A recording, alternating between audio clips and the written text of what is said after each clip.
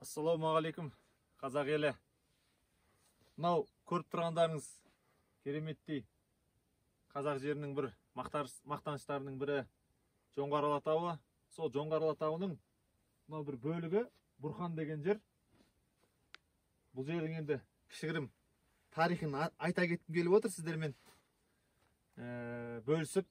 Жалпы Бұрхан тауынан Бұрхан деген тағы да өзен ағып шығады. Ал жалпы бұның тарихына келетін болсақ, кезінде дәл осы жерде Шыңғысхан бабамыз өмір сүрген екен. Неге бабамыз деп айтам? Өйткені өздеріңіз білесіздер, Кеңес одағы кезінде саясатпен көптеген қазақтың тарихы бұрмаланған болатын. Қарапайым мысал Құнанбай бабамыздың өзін алып қарасақ, ол кісінің шынайы бет бейнесі өзгертіліп жазылған кітаптарда. Егер Мұхтар Әуезов атамыз сол Құнанбай атамыздың шынайы бет бейнесін көрсетіп жазған болса Абай жолында, Абай жолы осыншама танымал кітап болмас еді, және оған тіпті рұқсат берілмес еді деп ойлаймын. Сол сияқты Шыңғысхан бабамыз да бізге жауыз қылып көрсетіп, оны қанішер қылып, оны моңғол қылып, сондай саясатпен тарих бұрмаланған болатын.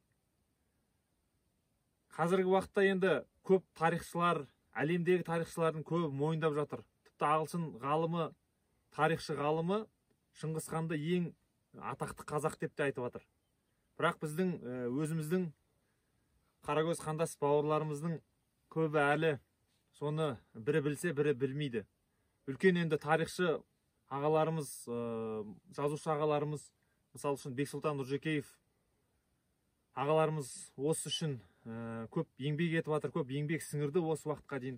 Дәл осы жерлерде міне қарап көріңіздер, міне қандай керемет жерлер. Дәл осы жерлерде біздің жаңағы ата бабаларымыз ақ білектің күшімен, ақ найзаның күшімен қорғаған.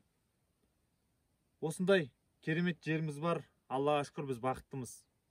Еліміз аман, жұртымыз тыныш болсын ағайын.